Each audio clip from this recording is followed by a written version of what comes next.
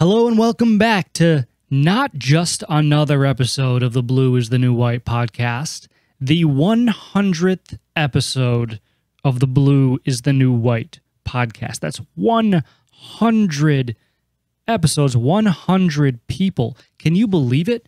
We've had 100 people on this show to share their knowledge, insight, wisdom, and advice on the skilled trades. I can't believe it myself. So before I introduce today's guest, a big shout out to everyone who made this possible. All 100 guests, thousands of listeners, and of course, this big, beautiful industry that we all have come to know and love in the skilled trades. So listen, I wanted to make the 100th episode special, and this guest does just that. It's a little bit of a longer episode, but believe me, it's worth it. She's been through almost every trial, tribulation, struggle, and basically shitty situation that you can imagine, but was able to emerge stronger than ever. She used her Pronoia, if you don't know that word, look it up, to overcome her circumstances and herself to be one of the greatest metal artists the world has ever seen. Her passion for what she does runs so deep. Her love for the industry and the people in it is so strong. And she has been able to build a life that she can be proud of because of just that. Don't forget to subscribe to this channel and on our website at blueisthenewwhite.com to receive all the latest updates. As always, this show's not monetized. We don't run ads. We rely strictly on word of mouth from our listeners to further the mission. So if you enjoyed this episode, please take a second to rate it, review it, and share it. The future generations of tradespeople depend on it. They depend on you. And believe me, you're going to want to share this one. So thank you again and enjoy the 100th episode of Blue is the New White with the one, the only, the lovely Barbie the Welder. Hello and welcome back to another episode of the Blue is the New White podcast. Special episode today. Episode number 100. Thanks to all of the awesome listeners out there and all of the awesome guests that we've had on the show. Today we've got somebody super special, somebody that you might already know, somebody that you've certainly seen if you're anywhere in the trade circles on social media at all. Miss Barbie the Welder. Barbie, welcome to the Blue is the New White podcast. Thank you so very much for having me on the show, Josh. I greatly appreciate it. I'm super excited to get inside your head and see what makes you tick. So scary thought, but go on. That's okay. It'll make for a good show. But for those that don't know who you are, why don't you kind of, give us a background and start telling us a little bit about your journey, where you come from, and how you ended up where you are today. Awesome. Thank you. So I am a full-time metal sculptor and have been for almost 7 years. I'm an advocate for the skilled trades and a published author. But I did not start there. My story starts back several years, and I have, been arrested more times than I can count on one hand. Have been homeless a couple of times, was pregnant at 17, have gone through drug and alcohol addiction, went into auto mechanics, and it kind of changed my life around, but dealt with a lot of sexism in auto mechanics. And so after a while, I said enough is enough, and went and worked on my own, pulling parts off of cars at the scrapyard, selling them on eBay, and just running basically a scrap metal hauling business and an eBay business with where I was selling steering columns and door panels and rear view mirrors out of cars. I was selling them on eBay. So like an eBay junkyard. I was basically an eBay junkyard junkie. I love doing that. It was so much fun because I deeply enjoy vehicles. And because of having my background in auto mechanics, I knew the cars, and just through some research and treasure hunting, it was, I just go and pull parts off of cars and then sell them on eBay and just work on the good pictures and making sure the listings were good and just that whole treasure hunt thing. What got you so interested in cars? I would have to say two people. My dad was a diesel mechanic for the government, so there was always some kind of Army truck or Humvee or deuce and a half that my dad was like test driving from work that we'd either go for a ride in. And when I got a little bit older, I got to drive them on the test drive. Sorry, government. I know, right? Thank you so much. Oh my gosh, I love that. And just the smell, like the diesel fuel and the oil and the tires in the garage, just always like that's, no, it was like my dad, I smelled that. My Uncle Jimmy is also a huge, or was a huge car person. Definitely like badass kind of 50s greaser kind of looking guy, and always had something cool.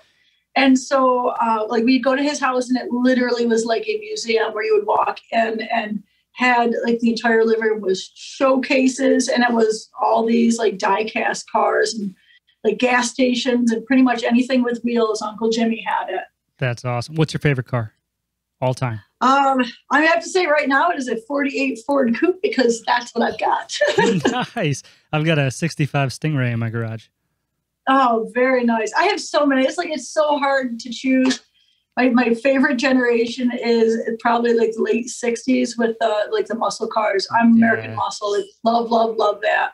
This 48 Ford is eventually going to be my daily driver. Oh, that's awesome. That's awesome.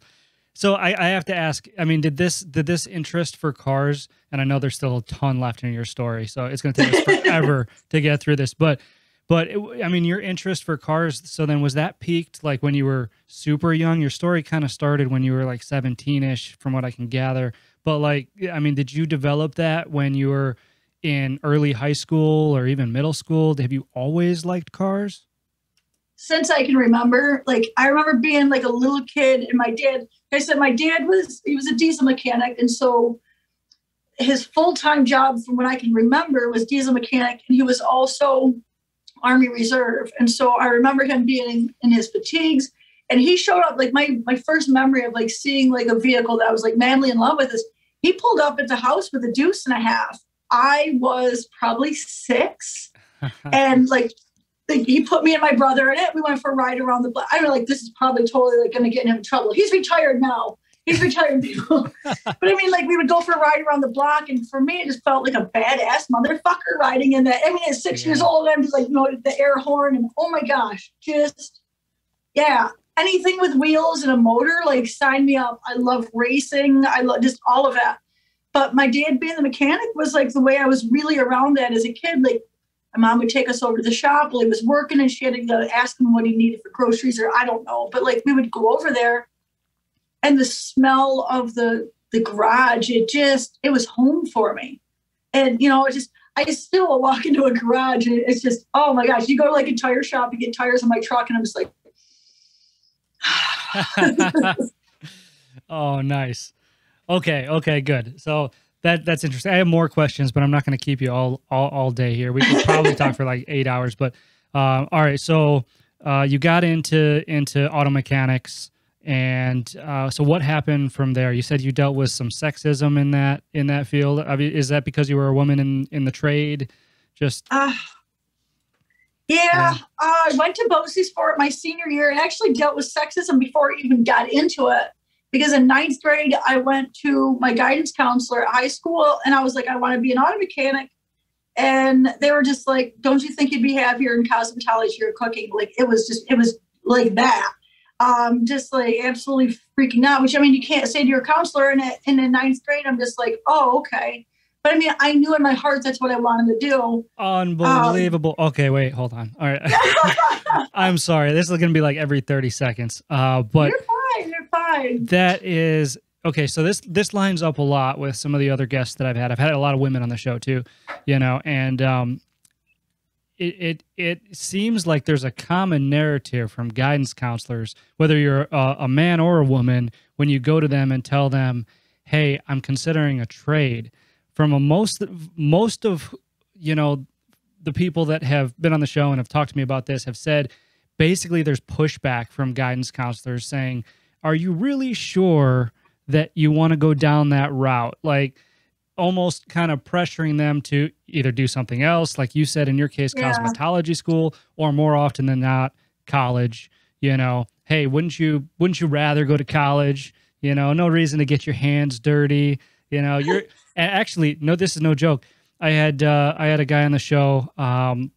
His name's Bob the plumber. I don't know if you know who that is. You've probably seen I love it. So he owns a plumbing business up in Canada, and his guidance counselor actually told him when he was in high school, "You're too smart to be a plumber." So he listened. Oh. He listened, right? And this is the problem that we're seeing today. He listened to his guidance counselor. He went to school for like computer engineering or something like that. Failed horribly, you know, and it just wasn't his cup of tea, right? He hated it. Yeah. And ended up getting into the family business and doing plumbing. And now the guy's running, you know, a 7-figure, probably 8-figure plumbing business, you know, up in You Canada. have to be smart to be a plumber. You don't want your shit all over your house. Like, So I just had to. Crazy. Yeah, I just had to share that. It's nuts, isn't it? So anyway, I'll try not to interrupt you for another 45 seconds. No, you have to be really intelligent to work in the trades. You don't want a dumb electrician wiring your garage. You don't want a dumb plumber plumbing your toilet.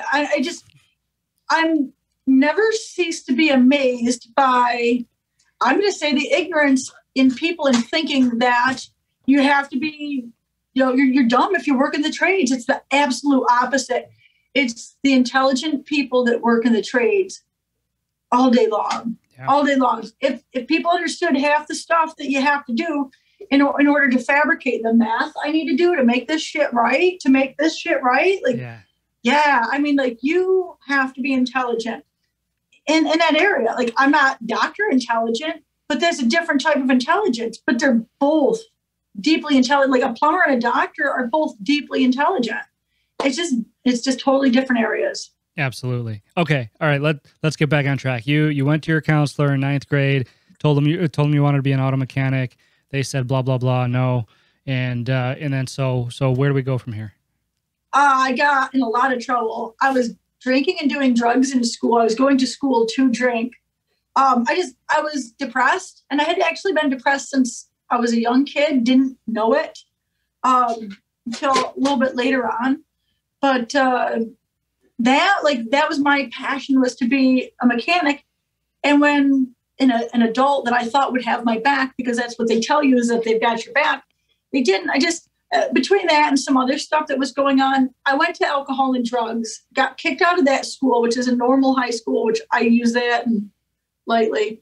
Got sent over to the alternative high school, which is actually where the auto mechanics program was. But it's a school for the bad kids. It's the kids that can't handle themselves in a normal school environment. They have an alternative for you.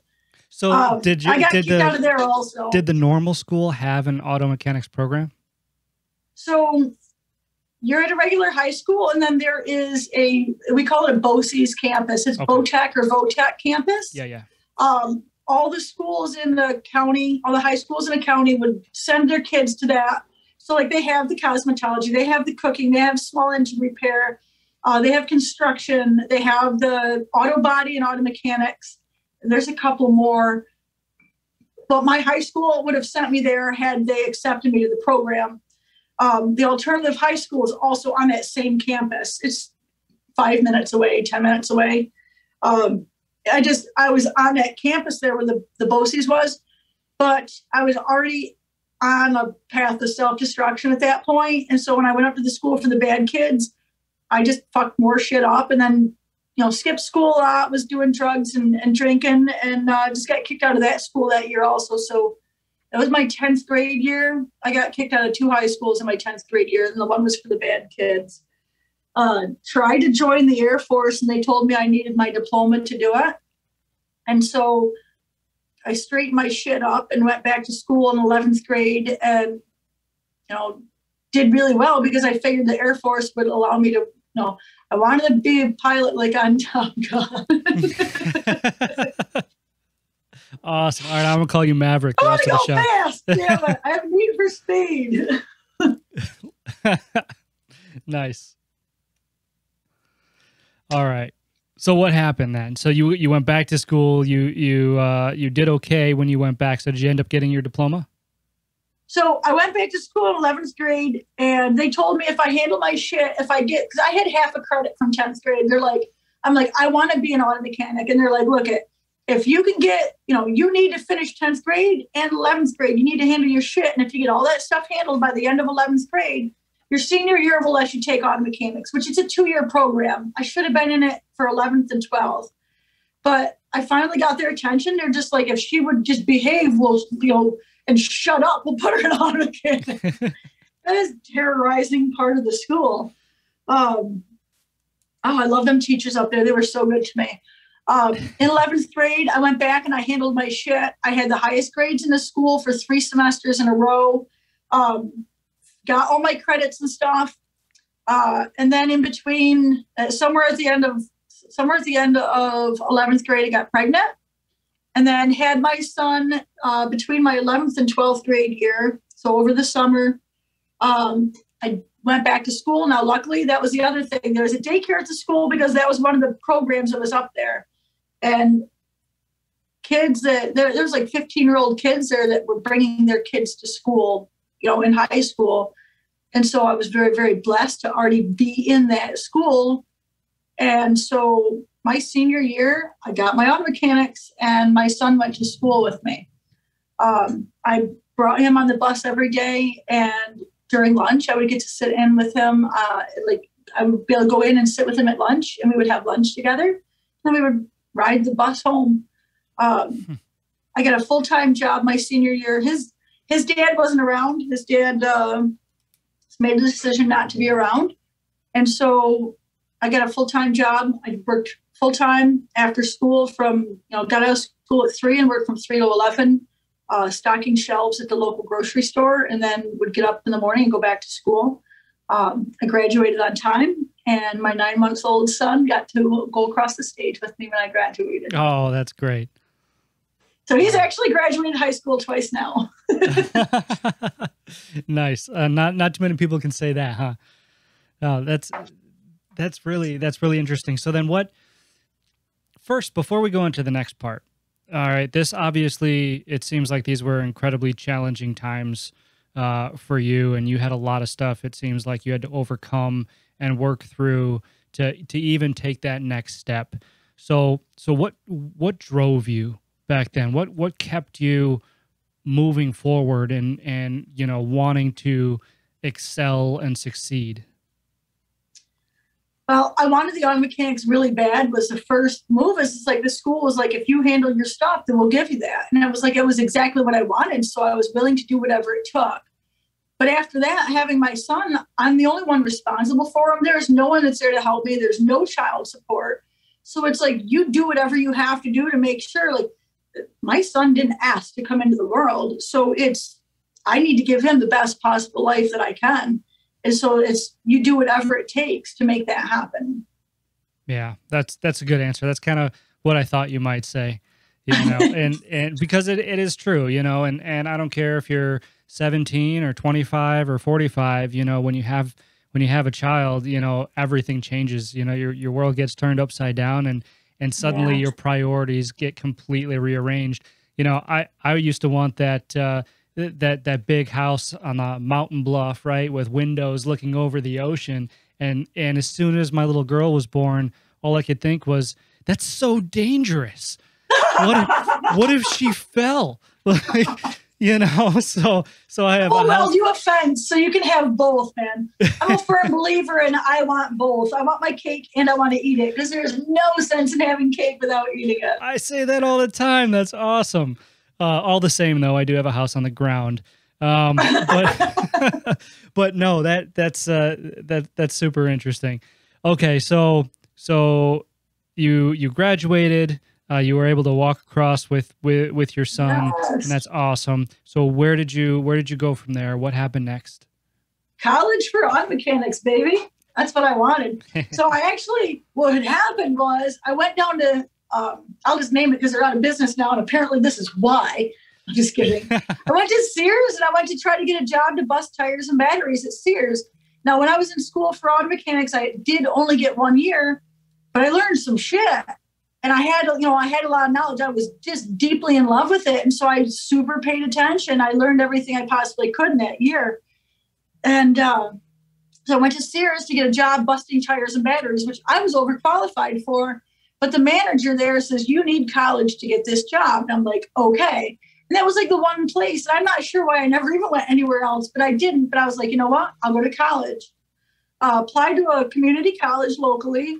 I went there for 2 semesters, completely paid for on my own. But the second semester, I tried to go back for the 3rd semester. I was doing really well. But I didn't have enough money to pay for my 2nd semester, so they wouldn't let me go for the 3rd. And I'm like, please, I really need this. And they wouldn't listen. I was like $600. I needed $600, and they couldn't even float me that, which I would have paid them back if they had known who I was.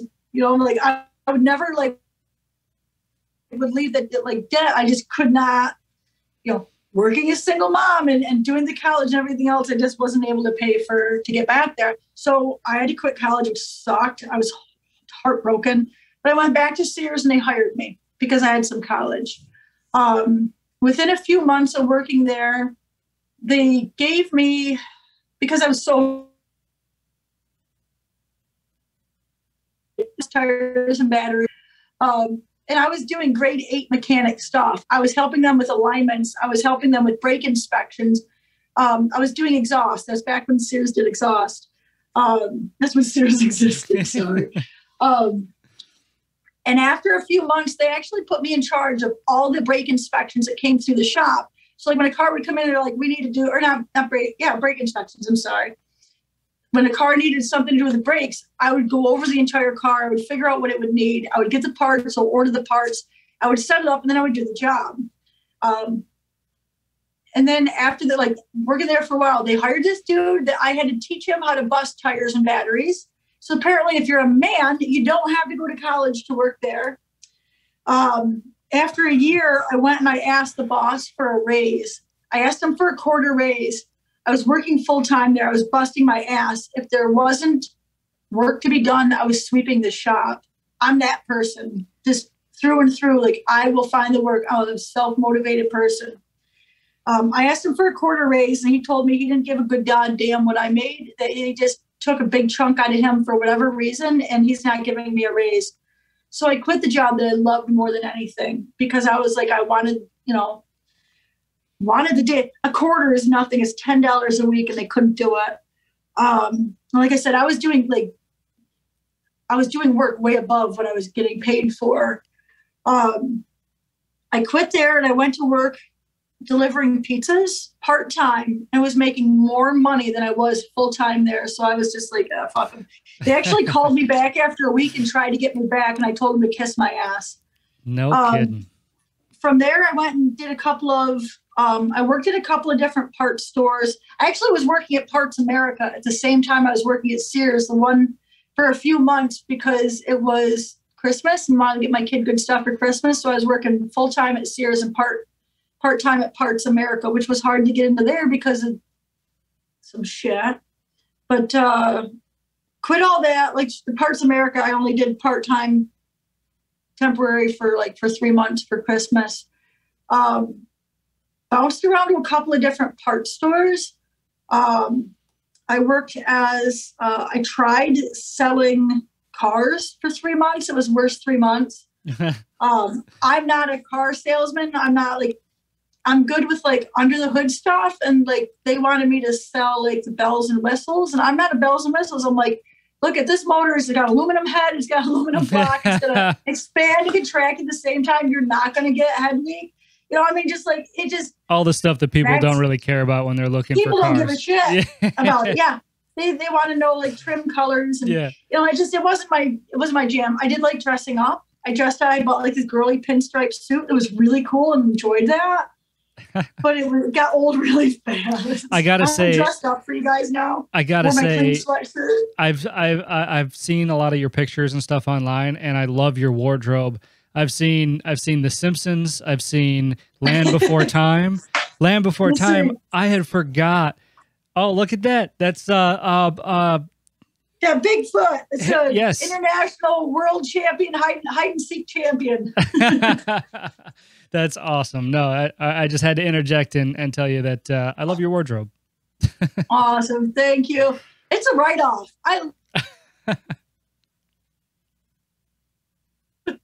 I get to write it off. Oh, that's funny. Oh man. All right. So bounced around to some part stores. You tried selling cars for a little while. What's next? What happened after that? And all this time, you're still a single mother taking care of your boy.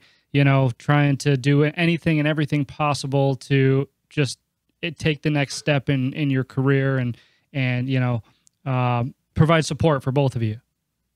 Yeah.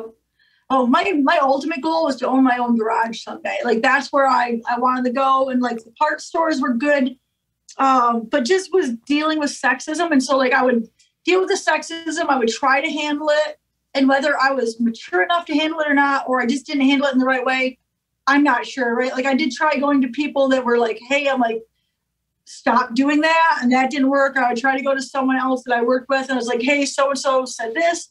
And they're like, don't rock the boat, you know, and it just, there was a lot of, you know, not really harsh stuff, but it was like little bit. And finally I was just like, fuck this, man. I did have one situation where in a job that was the best job I did hold at a dealership, but I was working out in the garage I would write up tickets for like a car come in, a customer come in and be like, my car is doing this and this. And I would write it up. So like service writer is what it was called.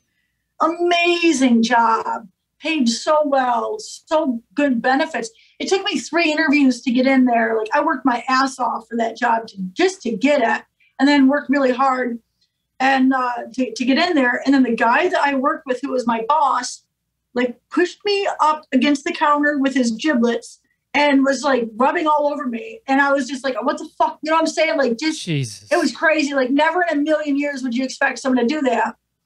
I told a woman that was there, like going to her for help.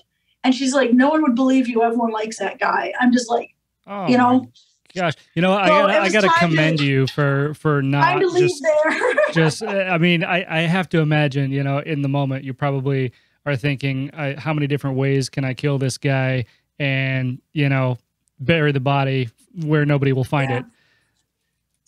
Yeah, it's, you know, like, I felt like I did the right thing by going to her. I was shocked when she was just like, basically like, no one will believe you. Like, and it just was just like, fuck this place. I'm out of here. Now, maybe that was wrong. Maybe I should have gone to some other people. And there's definitely like, Jesus, you know, there could be someone else that started the job there after me that he did that too, that I could have protected. So definitely, I'm just like, you know, I was like 21 at the time. And it's like, we always do the best we can with what we have at the time. Definitely would like to have killed a motherfucker with a motherfucker over that. He's got, you know, he's got his own path. They have their own path. And it just, hopefully, you know, I don't know, right? But after that, I was just like, fuck it, I'm going to work for myself. I'd had enough at that time. I'd lost all my love for auto mechanics after that. And it's just like I said, it was like little, you know, little jab here, a little jab here, a little jab there. And eventually I'm just like, I'm fucking over it. So that's when I started, you know, I had the automotive background. I started going to Pick Apart, which is a local pull and part, pick apart store where you just go in and it's a giant scrap yard of cars. They pull the cars in and you go into the yard, you go into the Ford area. And I'm like, I know I can pull heater knobs off of this. I can pay 65 cents a piece for heater knobs and I can sell them for $15 a piece on eBay. 86 to 89 Ford. I'll let you guys know, man. Oh my God, good turnaround on that. I'm always looking for that shit. I was taking sun visors with like the little oval thing in it that has like the garage door thing. Taking those, you go for $4 a piece. You pull them apart and you sell just those little electrode things for $45. What? Now, I just little things here and there that you learn. I paid $5 for a door panel for a police interceptor and sold that for like $75. Little things here and there. I took like $10 and turned it into 10 grand over the course of about a year. I was buying stuff from the dollar store, like the Dollar Tree, and turning around and selling that stuff on eBay, and then eventually built that up. And, you know, I built all that up into about 10 grand a year. By then, I was actually in my second marriage and was supporting a family of 5 at the time. My son, a son I had together with this gentleman, his daughter, and then the two of us.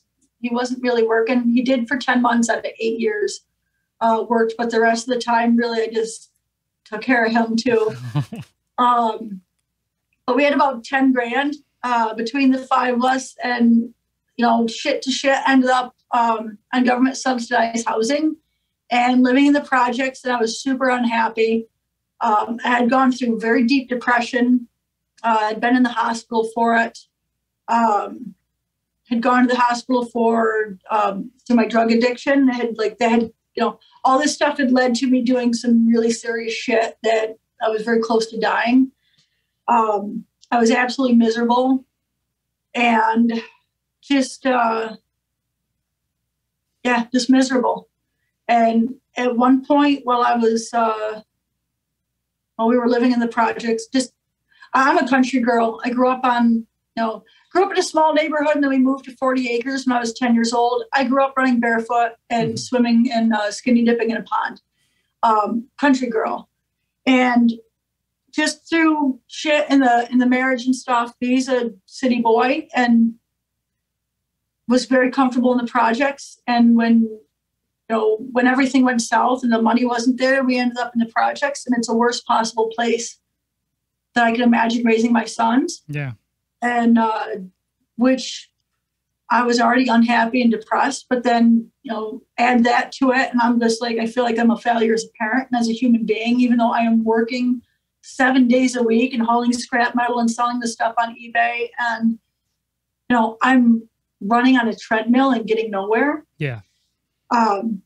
During that time, we went over and watched a movie with a neighbor, and the movie was Castaway, starring Tom Hanks. And in the beginning of the movie, there's like this 15-second clip where this woman is welding these giant angel wings, and I can't explain it, but it spoke to my soul. It was like being struck by lightning. I knew in that instant that I needed to be a metal sculptor. There was no fucking rhyme or reason around that, because I had zero welding experience. I had zero artistic ability. I didn't even have a garage. I mean, like, we were living in the projects. You know, our neighbor was like, there's like row houses. We were in row houses, small town projects, but projects nonetheless. But no rhyme or reason to it. I knew that's what I needed to do. Wow, that's interesting. Just from one scene in Castaway, and you can't, to this day, you can't explain what spoke to you about it. It just, you saw it and it lit you up inside. This woman lifted up her hood, like the mailman dude came in, and they're like, "Hey, Mrs. Johnson, we've got a package for you." And she lifts up her hood, and I want to cry thinking about it. It's just, there's no explanation whatsoever other than, like I said, my stick figures are freaking egregious. Like, I can't draw. My handwriting, like, it's just, my handwriting, chicken scratch handwriting. I mean, just like, there's no evidence whatsoever that I could weld or I could create art. I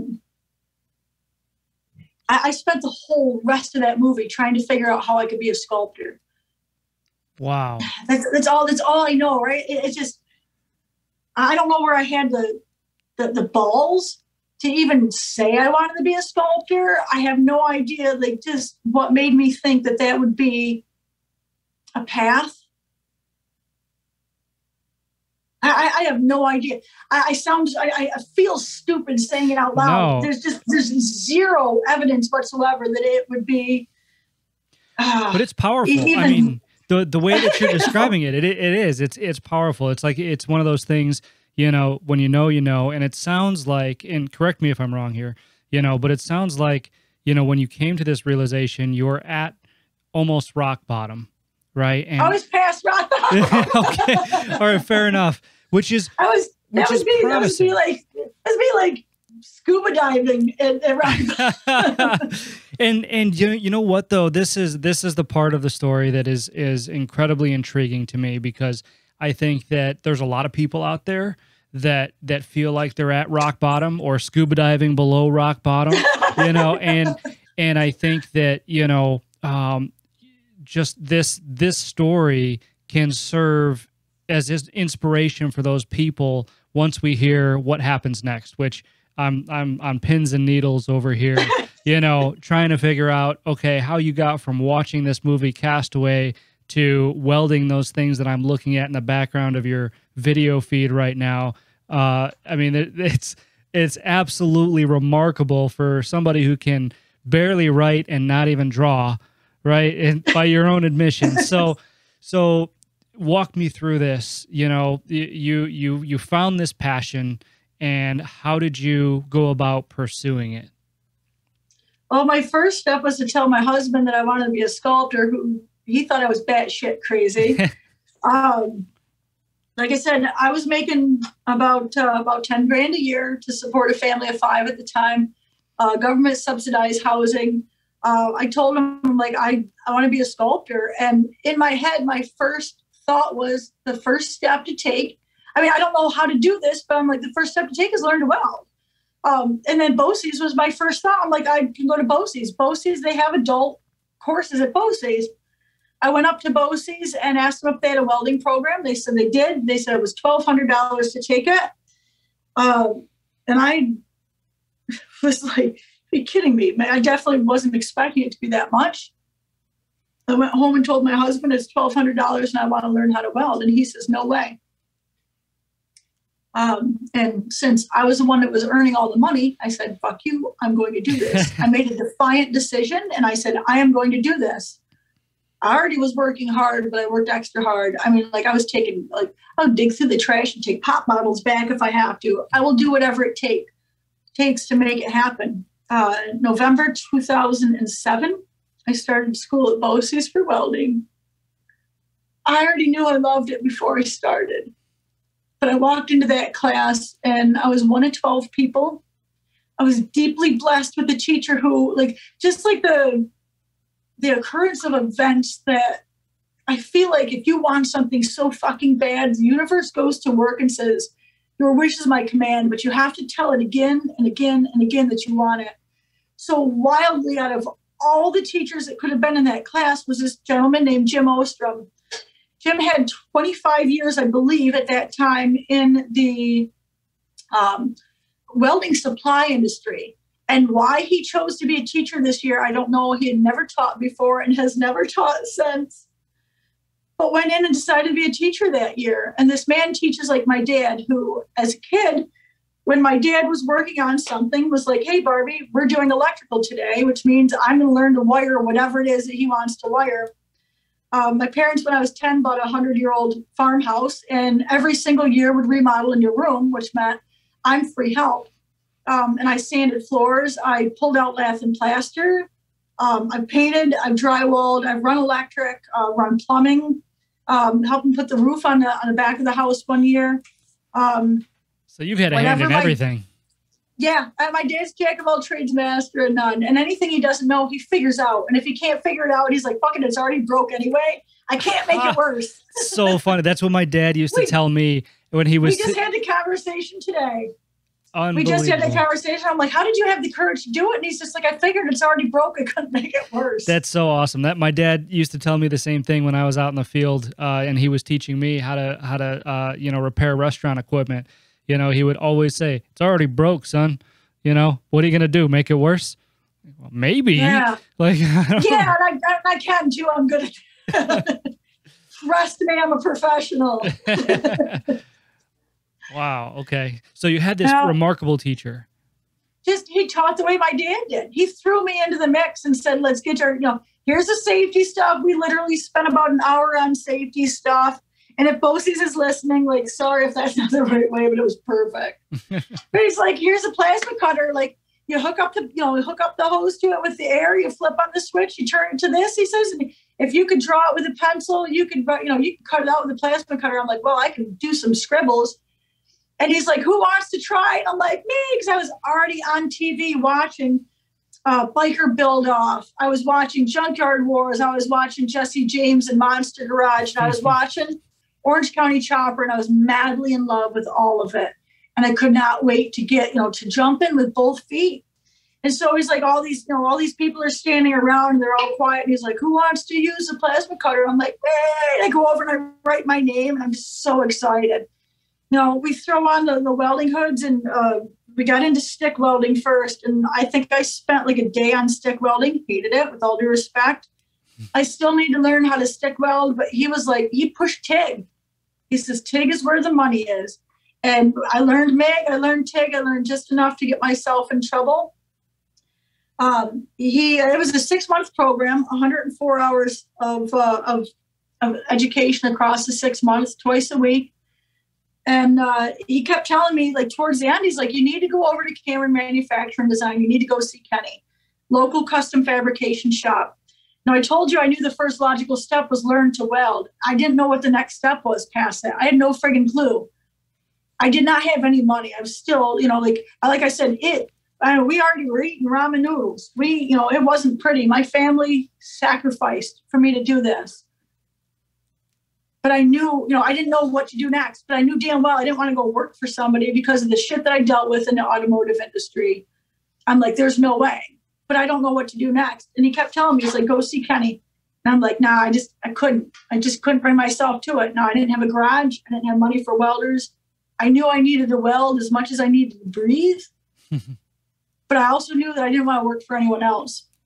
And so after, I think, 3 times of him encouraging me to go over to this shop that I wouldn't go to, he took the class on a field trip to Cameron Manufacturing and Design. Like I said, it's just the universe, just your wish is my command.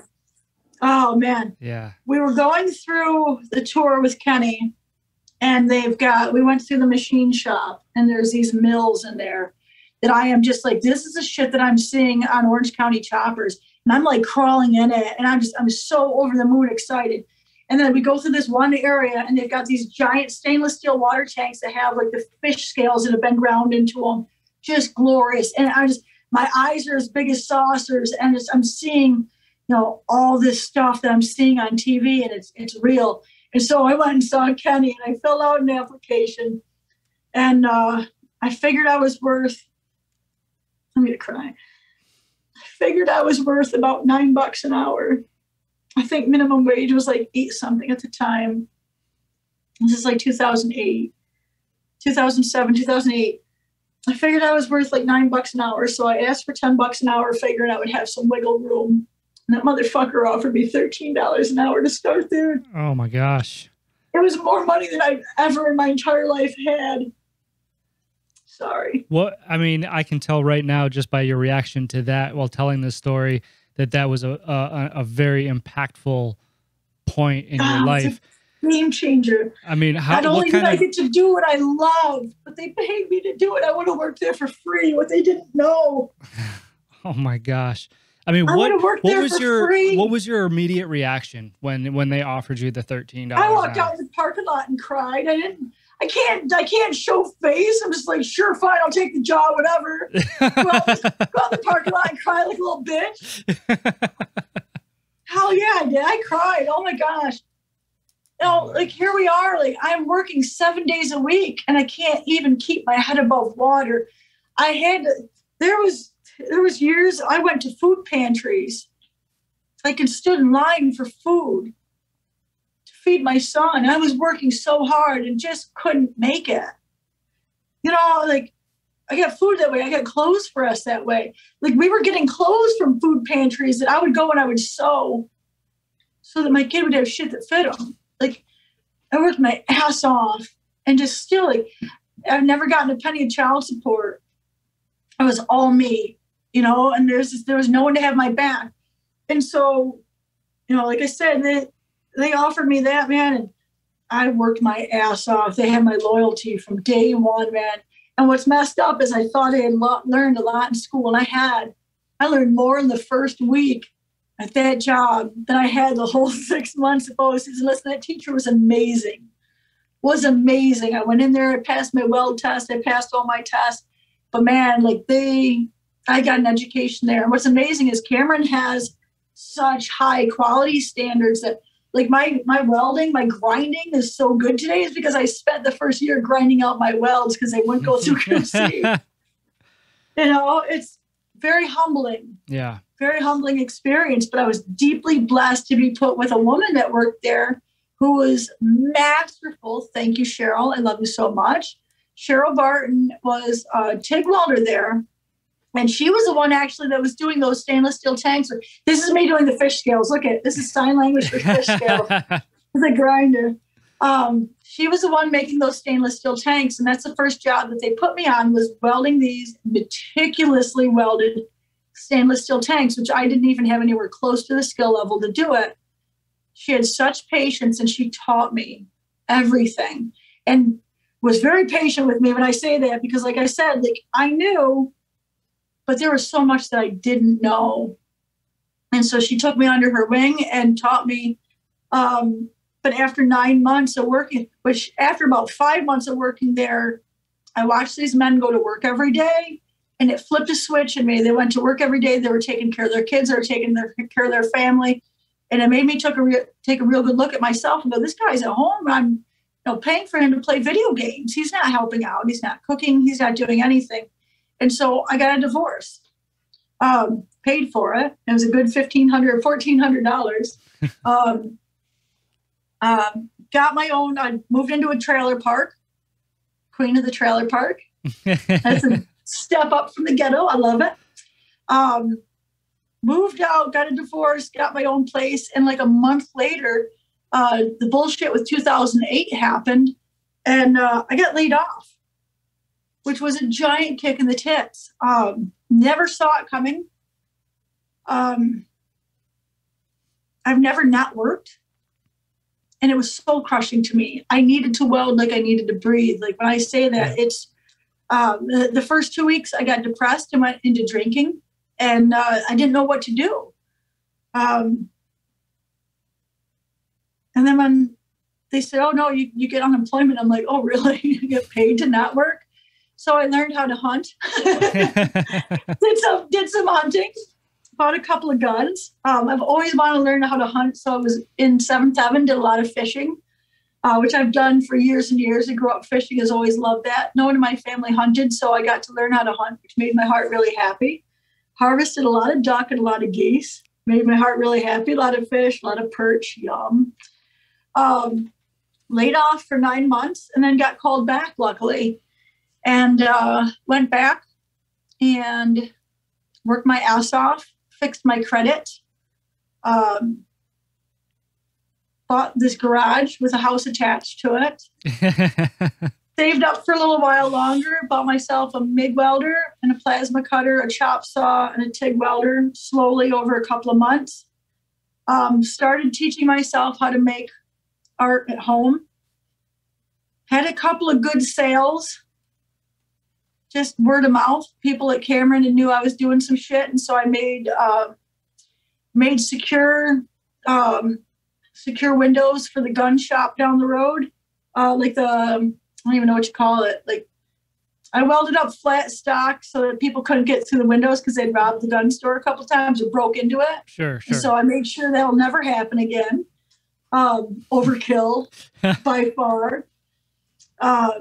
And then I made them a secure gun cabinet in there. So you started off with like functional stuff then, like the window covering? I started off with whatever came through the door, man. Okay, like I had my neighbors came through with steps for a camper. I was making simple stuff out of horseshoes and silverware and just, I never welded art before. I learned the art of fabrication at Cameron. So the woman that was teaching me the TIG welding, she left after a while, and they put me up in same area. It was SM weld, which is sheet metal weld. It's the thinner, anywhere from 18 gauge up to, I think we did, God, I'm going to say up to 1/4 inch, up to 3/16 maybe. Mostly thin gauge stuff. I welded a lot of real thin gauge stuff. Got real good in the TIG welding area.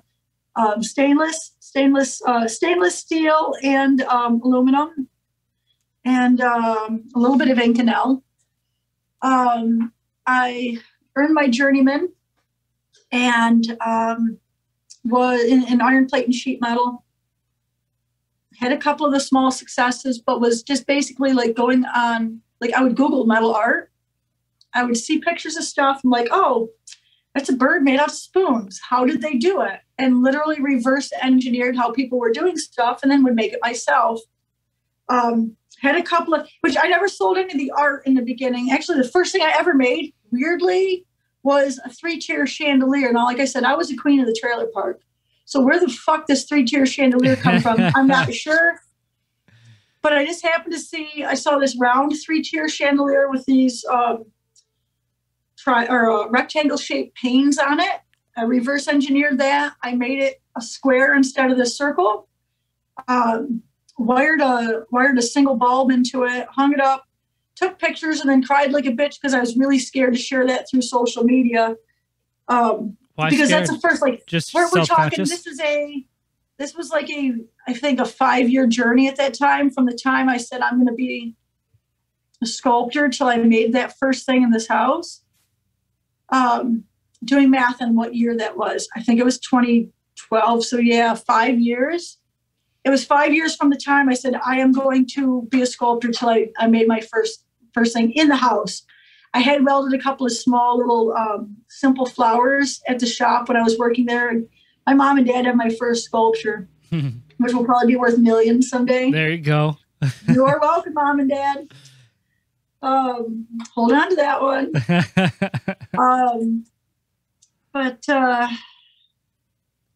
So that's when your journey of actually, sculpting and becoming an artist in that field, that's kind of when that began and when that spawned. What were people's reaction with that first thing that you posted? Because I know you finally posted it, right? I got it out. I was so scared, man, like so much anxiety. But when I finally did post it, people had amazing reactions to it. They're like, that's incredible. Now I'm very critical on myself. So that was, it's just, I look at it, I'm like, oh, I could do this better. I could do that better. Or that's not good. Or like, we're talking like, that was a 5-year journey of me saying I could do it. And then this is what I've done. And so it's the ultimate test of, am I batshit crazy? Which the truth is, yes. Like, I have paperwork, like, yes, absolutely. And it's fun here. You should see the color of the sky. Oh my gosh. But the ultimate thing that really made me realize, like, yes, like, I am on the right path is when Cheryl, the woman who taught me the TIG welding, was like, Barbie, that's amazing. I'm like, Cheryl, you could have done that. I'm like, it took me 40 hours to make it. I'm like, you could have done that in half the time. She says, no, I couldn't. She says, I can't weld something unless there's a blueprint. Now, I didn't understand there's a difference between welding and fabrication. I just assumed that I could see something in my head and I can make it. And I don't know how I can. I just, like I said, I reverse engineer stuff. So I'm like, oh, I see, I see a sunflower. Okay, there's a circle in the middle, cut out a circle. Like, the petals are like triangle shapes, so cut out the triangle shapes. I just assumed everyone could. And she's like, no, I couldn't do that. And it really shocked me. But when she gave me because like her craftsmanship, her artistry in welding, and welding is an art before you do anything else with it. Her artistry in welding is second to none. Her TIG welding is just exquisite. And I mean, exquisite. And for her to compliment me meant more than I could ever say. She, like I said, she really honed that, like the next level shit, making sure that it's beautiful and that it is an art before, you don't just hand in anything. Like, you're proud. There are 2 people I work with at Cameron that really just honed it in. She taught me the TIG welding, and then Albert Bryce taught me the MIG welding and then the custom fabrication. He's the one that really showed me about the like jigs and fixtures and that whole artistic side of like how metal moves, and just the like pre-bending something or pre-bowing something so that it's it comes back to 90 when you're done welding it, stuff like that. Wow, that's interesting. So what did you say her name was? Cheryl. So she's the one that gave you that initial like vote of confidence that, hey, I am on the right track. This is the path. That's awesome. And then the rest is, you spent the next several years, I imagine, honing those skills and just, some of the art that I see on your page and stuff, it looks like it would have taken years to complete, let alone learn how to do in the first place. So, talk to me about that. I mean, literally, did you spend every waking hour, like, just defining and honing in on your craft? Is that how you got so good at this?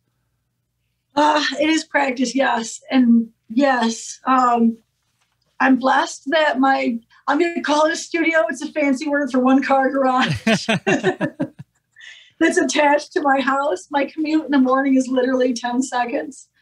I'm very blessed that my shop is connected to my house. I'm definitely obsessive with what I do. Like what you are looking at is obsession. Yeah. Happily in love and obsessed with what I do. So in the beginning, I stuck stuff together. And when I do these podcasts, I really wish I would be like thoughtful and bring out like a simpler thing. Like in the beginning, I stuck stuff together. For instance, like, and this is with all due respect, right? Because we all start by sticking stuff together and by learning. You don't start with Davy Jones. You work up to Davy Jones. Would stick shit together, man. I would take wrenches and be like, here, like I would make, words, like here's a letter T and then letter T and here's an L and here's a V. And I would write out love and I would just weld shit together. And it was, it was welding art. Now I'm not fancy. It wasn't sculpting in the beginning. It is now, but it wasn't sculpting in the beginning. Like I said, I would reverse engineer stuff. I spent years sticking shit together. I would just go on Google or Pinterest. I would look at what people did and I would reverse engineer it. I would, eventually I started putting my own little twist on stuff, but mostly I was really copying what other people were doing. By doing that, and like I didn't sell shit. I made $35 my first, like I quit my job September 1st, 2014. Go full-time as an artist, and between that September 1st and the end of the year, I made $35. And that's not profit. That's gross. That's not net. I had no idea what went into, I didn't know about sales. I didn't know branding. I didn't know marketing. I didn't know my ass from a hole in the ground. I'd cashed in my 401k. I'd taken out a $6,000 personal loan. I had been saving for a while. I had a nice little nest egg that was saved up when I quit my job, figuring it would give me about a year's worth of money to run my shop, and I wouldn't have to sell anything for that long. I'd be okay. I didn't know two things. One, I didn't understand about the whole sales thing, and so I wasn't selling or marketing. And the second thing is the guy that I had started dating around that time was basically using me for my money. Never saw it coming. And he sold me this song and dance of rent your house out, come live with me. I've got a 2-car garage. It'll give you twice as much room. We'll build the apartment above the garage, or we'll build above the garage into an apartment, and you have twice as much room, and then you get, your house is paid for because it's being rented out. And I was like, wonderful. And so I poured all that money I had into that apartment. And when it was done, he beat me up, picked me up and put me into a windshield of a car. And I was left with pretty much nothing. So all the money that I had saved, that I thought I wasn't going to have to pay anything for rent because he had owned that property, all that money was gone.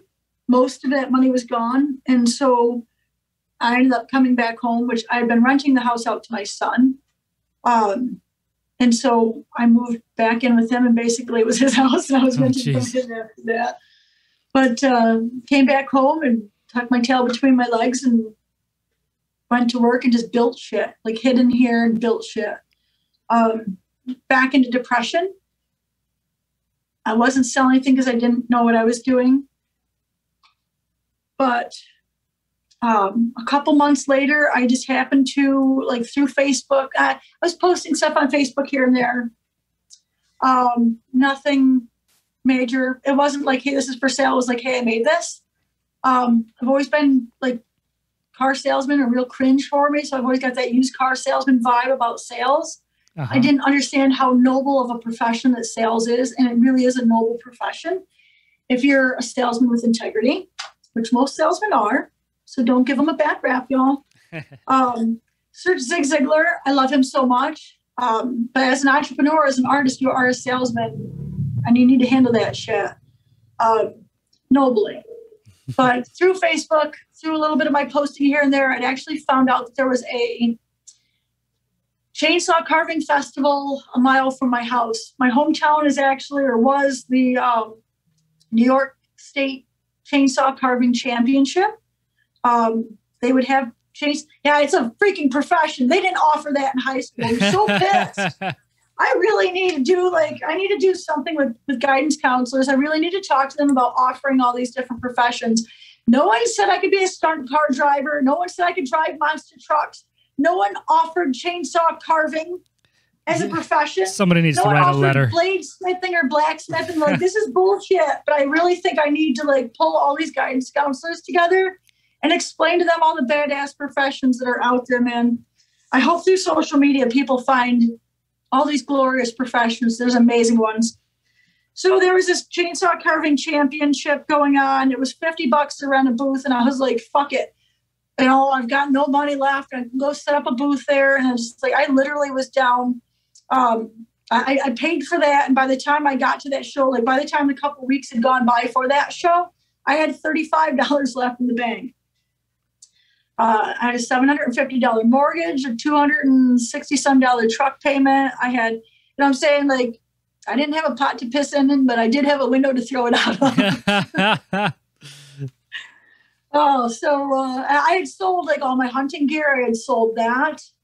I sold a lot of my fishing gear. I had 2 boats at the time. I had an 18-foot deep, I told you I love to fish, 18-foot deep V aluminum boat and a 14-foot flat bottom John boat. I sold both of them. I had a motorcycle, Yamaha V-Star 250 that it was the only thing I've ever bought in my entire life, brand new. Still to this day. I had to sell that. I sold everything but my kids, the guns, and the house in order to keep this business afloat. And with $35 left in the bank, I went to this show. And the most glorious thing happened. Like I said, if you want something bad enough, the universe opens up. If you have your eyes open, if you're paying attention. Do you know that I want to stop you there real quick because you keep talking about the universe, and I just have to interject here because it's one of my favorite words, and most people don't know this. But there's a word for that, for the universe conspiring for you. You know the word paranoia. Obviously, everybody knows the word paranoia, but there's actually a word pronoia that means the exact opposite of paranoia. So paranoia is thinking that the universe is conspiring against you. Pronoia is thinking that the universe is conspiring for you. And holy shit, it's one of my favorite words. But as you talk and I'm listening to you, I had to interject that because it makes so much sense in this context for the listeners out there. It's incredible. I've never heard of it. And it's literally what I've lived by. The universe, we were created in love. And I don't know whether it's God or Buddha or whoever you believe, or the universe or Mother Nature, whoever you believe in, whoever it was created us in love. We're perfect. We're perfect. We're a wildflower. We're, and left untethered without the mind and all the bullshit that we pull into ourselves and our low self-esteem and all the, people look at me in a different way than I look at myself, right? And sometimes I have to try to look at myself through other people's eyes. Because I'm just who the hell are you to do the shit that you're doing? Who are you to ask that much for something? Or we have all this bullshit, this story, this guilt, this everything that we bring into our lives. But if you're looking at it, man, we were created in love. We are love. The universe wants us to thrive. Thriving is our default setting. Yeah. Thriving is our default setting. It's what we do. And it's when when we shut our fucking mind down and are paying attention to what the universe has in store for us, it's paying attention. And that's what it is just shutting up and just getting out of our own way. Allowing. Yeah. Yeah. Getting out of our own way is such a good thing. Yeah. No, it's such a good thing. And it's just like, you're speaking my language. I'm a warrior, right? I fight through everything and I forget to do the whole wizard thing and sit back and just listen and just be. We're human beings, not human doings. And man, I'm a powerful motherfucking human doing, man. Like that's, I fight through it. I fight through, like single mom and doing this and doing that and building the business and just, I'm really good at that. It's core who I am. Yeah. And one of my, I'm going to say biggest challenges, but I'm not going to say that because that's a negative thing to say. One of my greatest joys in life is learning to be a human being and just be, and, you know, just that other half of that, like that balance, which probably never exists.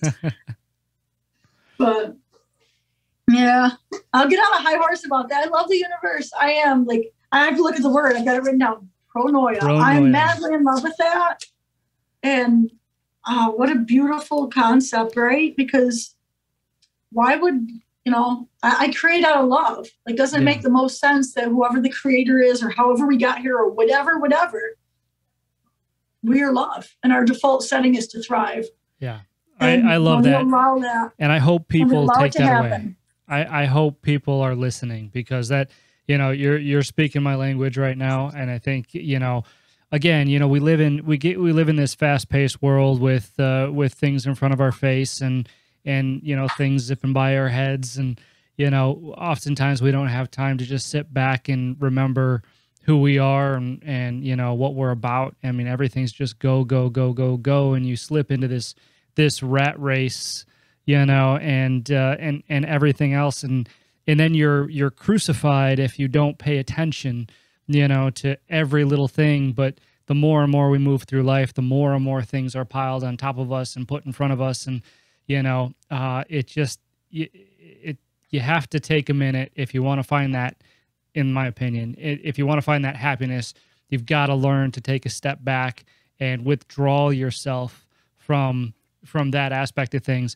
My guess, this is just a guess, but from what I've heard from you talking, your art is probably almost like a meditation for you, right? I mean, when you're doing your art and when you're in it, you're completely immersed in it, and thought goes out the window, right? I mean, it would seem to me that you'd be operating almost on a different default setting, you know, that it's happening. You know what I'm saying? And I think that there's power in that, because, you know, if you can find that with everything that you've been through and all the circumstances that you had, then it's possible for others to follow in your footsteps. It's possible for others to be able to get that same satisfaction. And, you know, it's just icing on the cake that you found it in the skilled trades. I mean, I can't even, you know, that's what we're talking about here. So I know that we're going to probably have to wrap this up soon, but I want to hear the rest of your story because I wanted to ask you about your book too. But what I have to know what happened when you went to this show at this chainsaw cutting thing. You know, what happened with you and having $35 in the bank? So at this show, there's these chainsaw carvers, and what they do is, and they travel all over the place. If you have a chance, go watch them. Holy crap, just search it. Just search chainsaw carving. God, they're amazing. So what had happened was there was 13 of them there, and they do what's called a speed carve. They put them in like basically an arena, a small arena. They give them all a log the same size. They give them 1 hour, and they say, carve whatever you want. You have 1 hour to carve it. And at the end of it, they auction that stuff off. Now, what had happened was my son, who was 11 at the time, was like, I'll watch the booth. You go walk around. Way maturer than I am. So I went and happened to be walking around while they were doing this speed carve. And what I saw was they were about 3/4 of the way through. So like there was a lot of progress. These guys are fast, like way faster than I am. I'm half-assed. What I saw was this guy, they all got the headphones on. The chainsaws are running, a little bit of smoke billowing. You smell the gas. You can smell the wood cuttings.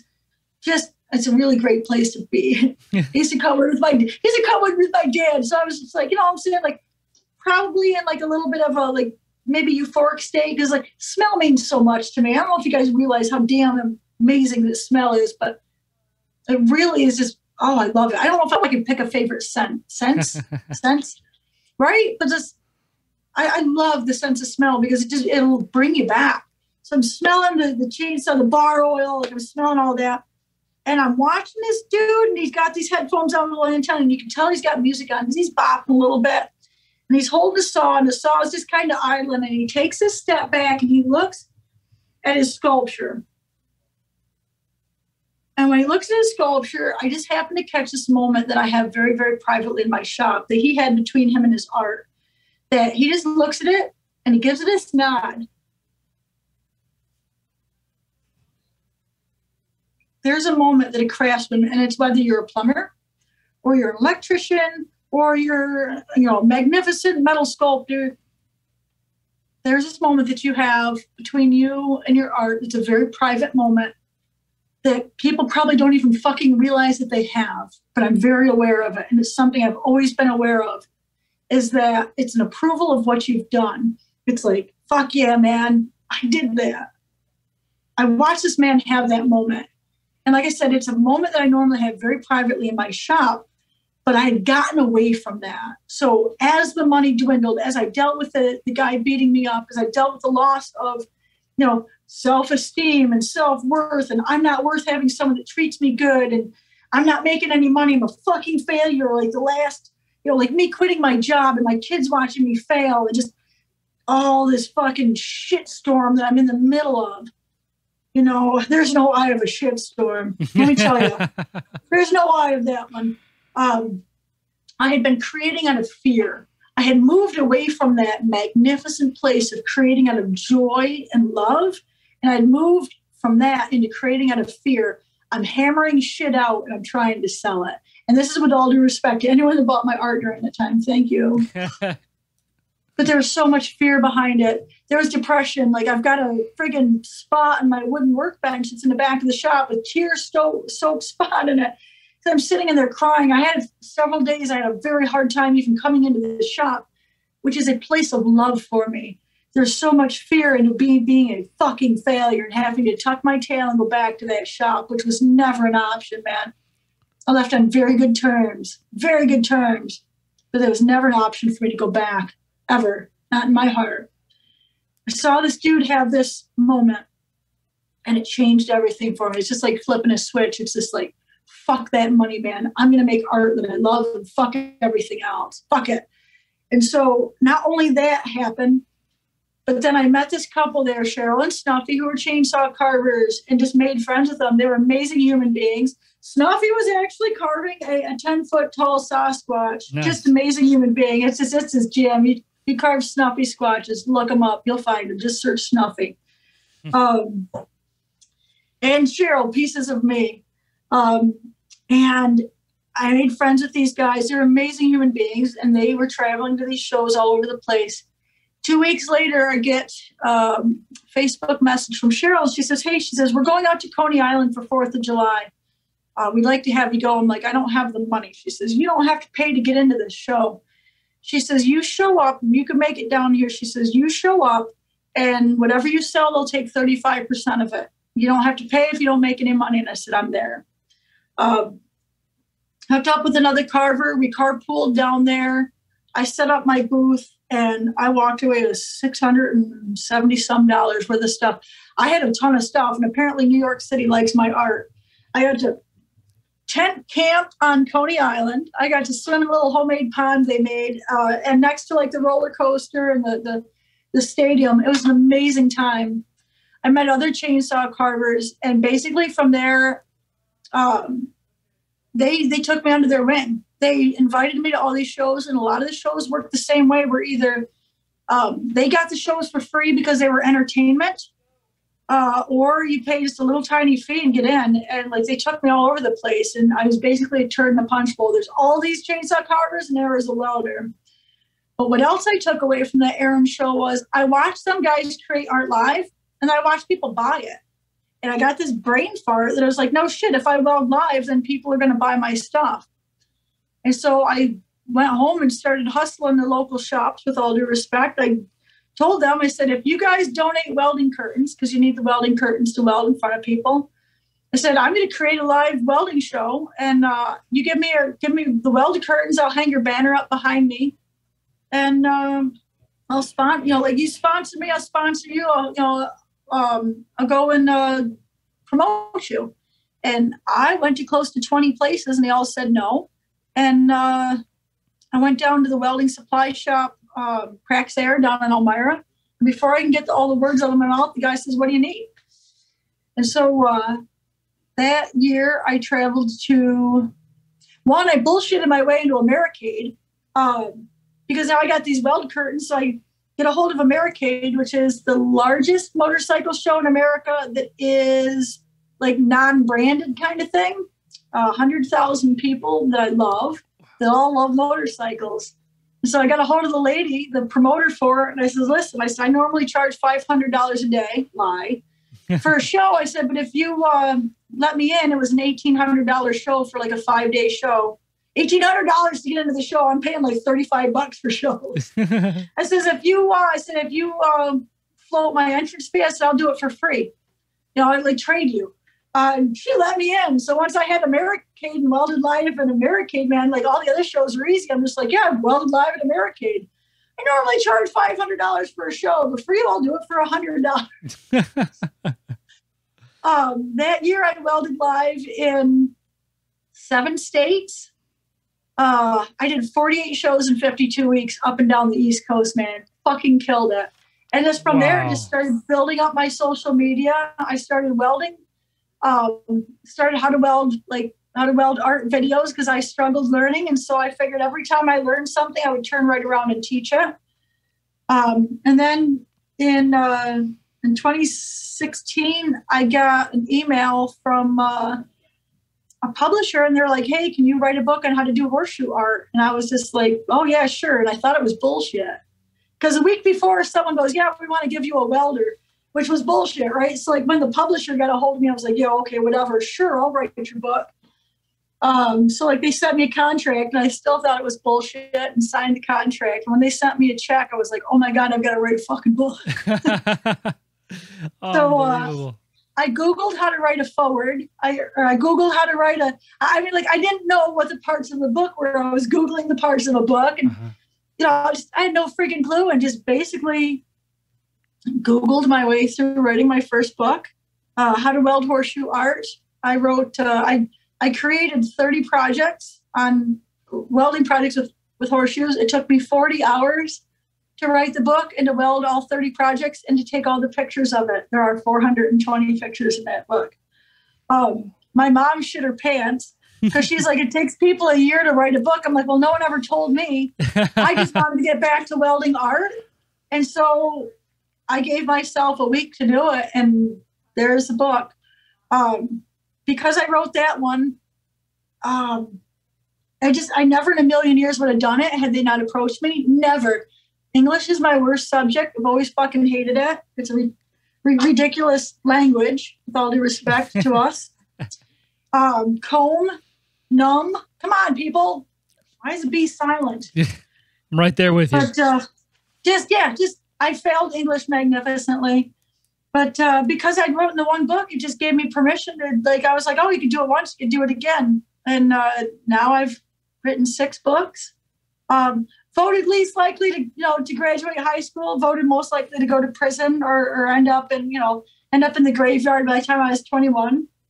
Unbelievable. Since I've been a full-time artist, I have welded live at Sturgis Motorcycle Rally. I have welded live at SEMA. Just mind-blowing, out in Vegas. My God, welded at Americade. I welded at Ridgeway Rendezvous Chainsaw Carvers. There's like people from, I think, 6 different countries represented there. I'm the only welder in the world to ever been invited twice.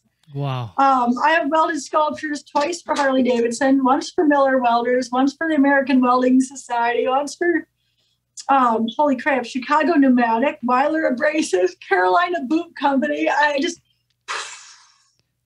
mind-blowing where this journey has taken me. Pronoia at work. I'm currently, yeah, for real. Wow. For real. I'm currently welding a sculpture. You can see in the background here. This is, will be a 6-foot tall sculpture of a skilled tradesman that I'm welding for Rock the Trades, which is and I think you'll love this.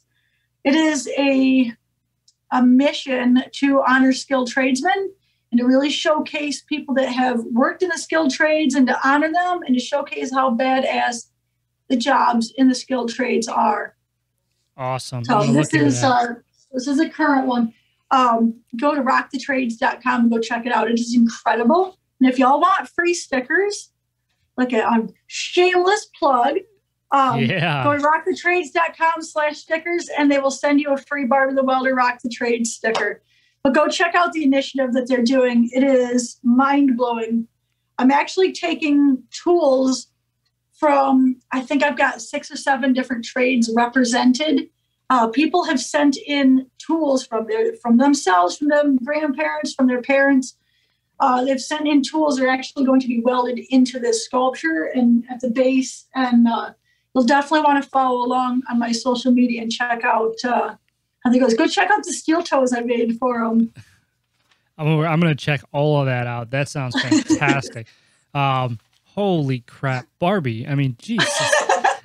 Okay, so, you know, I knew how cool your artwork was, and, you know, I see you on social, you know, and, you know, your advocacy and all that with the skilled trades.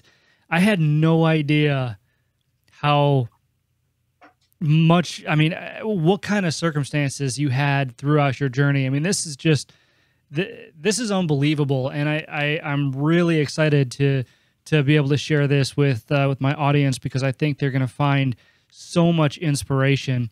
And I found myself, you know, in the last hour and a half that we've been talking, I found myself just completely, you know, I even asked you at the beginning of the show, do you want me to interrupt you while you're talking, or should I save my questions for later?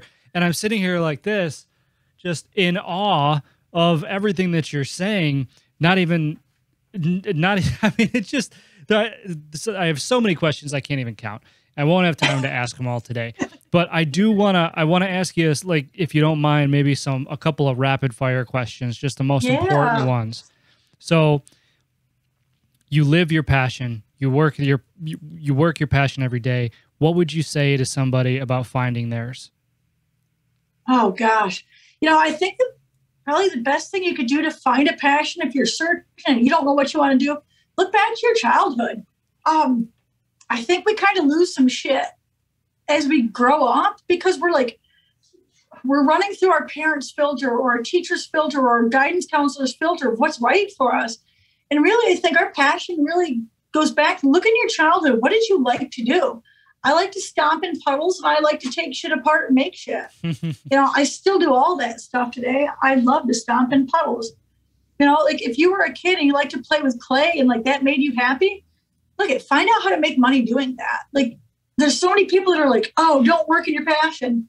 You know, it'll suck all the fun out of it. Fuck that, man. Find your passion and figure out how to make money doing it, because you are literally like, I would do this for free. Don't tell my clients. I would do this for free. There's so much joy in this. So much joy. You know, same thing with working at Cameron. I'm going to work there for free. They had no idea. No idea. They played themselves, right? Played themselves, man. I love it. But yeah, go back to your childhood and just think of like, what are the things that made you happy? And the way we're living today, the way the internet is, like, you literally can make money doing anything, man. You know, if there's something that you love that you want to make money doing, chances are someone else has already done it, and they put it on YouTube, and it'll teach you also how to do it. That's a damn good point. Awesome. Great answer. Next question. What would you say to somebody wanting to change their current circumstances? Go get my book, The Inspiration Blueprint. It is literally step-by-step on how to drastically change your life. And it's no bullshit. Very short and to the point. Awesome. And those are the best kinds, right? You know, being able to get right to the point, because that's what people want to read, right? They don't want to have to sift through all the bullshit. They just, they want real, true, transparent, valuable answers that they can put into practice immediately. Awesome. If you don't want to go and read the book, some people aren't readers. I actually did the audiobook version of that book. It's technically a video book version. If you go on my YouTube channel, Barbie the Welder, I literally read the book out loud with a couple of, I ad-lib a little bit in there because I'm too silly to just straight read it up. But yeah, put in headphones and listen to it while you're working, man. It's awesome. It is literally what I did to do what I've done. Okay, so this isn't on my list of questions, but I have to ask. In a million years, did you ever think that you would be where you are today when you were 17, 18 years old? Not in a million years. I figured I'd be dead or in prison. I really was an unhappy human being. So, yeah. To have people be like, oh, you inspired me. I'm just like, if you only fucking knew. I also inspired many criminals for many years.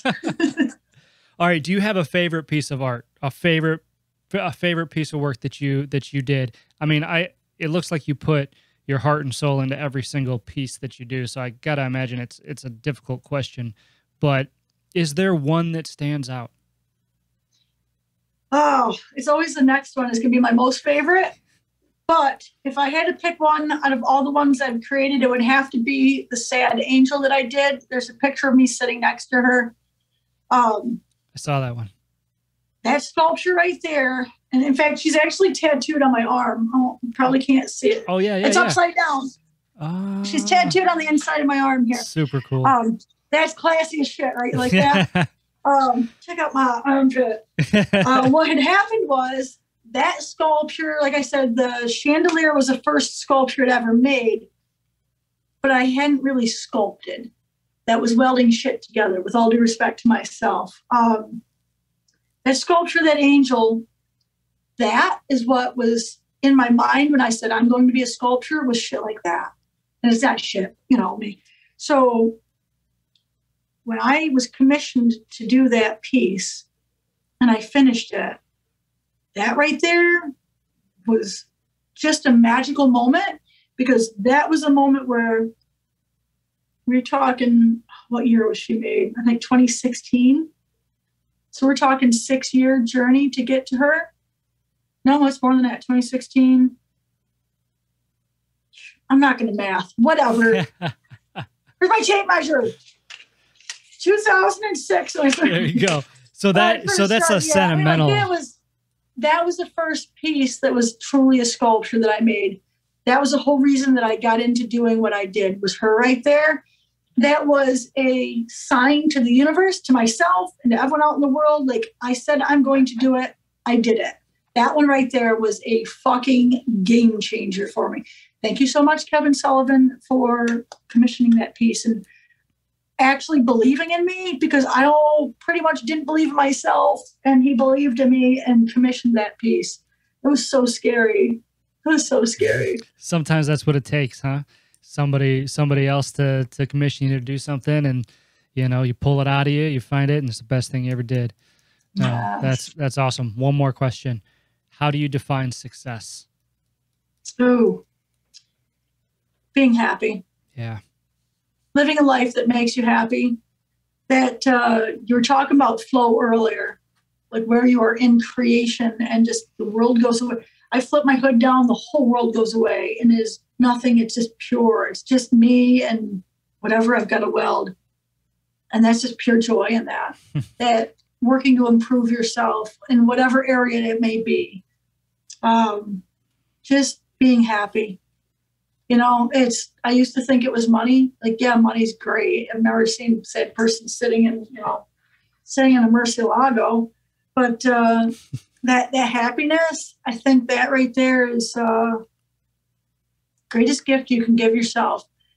People slog through the week to get to the weekend, slog through a job that they hate. And it's like, man, like, you are fucking just stop. It's just, it's so hard to explain it to people because we've been brainwashed to believe that we've got to do that. It's working for the weekend and it's noble to do shit. And even though, like, no, man, like, I would much rather, like, 35 bucks my first year. My second year, I think I made $5,000. Like, grossed $5,000, not net, grossed it. It might be less than that. I have to look at my taxes because I've had people ask how much. But I was so, like, get through the depression and get through, like, the figuring out stuff. Like, yes, it's hard, but damn, man, I've never been happier, right? I've never been happier. Now I'm doing much better now, but I've never been happier in those moments of sitting in here. And I literally, like my first day of working for myself, it was just like, my worst day as an artist is still better than my best day of ever working for anyone else, man. My worst day as an artist. It's a beautiful thing. It's a joy. It's a joy and happiness, man. Find that and fuck everything else. That is such great advice. I know that what a wonderful answer. So Barbie, with that being said, I know I could talk to you all day. And I know you don't have all day. I want to be respectful of your time too. Anything else that you want to share with the audience before we wrap it up today? If you hear nothing else that we've talked about this entire time, hear this. Who you were yesterday does not have to be who you are today. Simple, to the point, and powerful. Fan-fucking-tastic. No, seriously, you are amazing. All right, Barbie, where can people find you? Barbie the Welder. Just Google me. I'm everywhere. Oh my gosh. TikTok. I'm in your nightmares. I know, right? I'm in your nightmares. TikTok, Instagram, YouTube, LinkedIn, Facebook, and OnlyFans. And it's a titty-free OnlyFans, y'all. You get to see behind the scenes in the shop, not behind the scenes, if you know what I mean. Awesome. Barbie, thank you so much for joining us here today for the 100th episode of Blue is the New White. It's been a pleasure. Absolute honor, Josh. Thank you so very much for your time. I appreciate you, man. Likewise. Keep rocking the trades.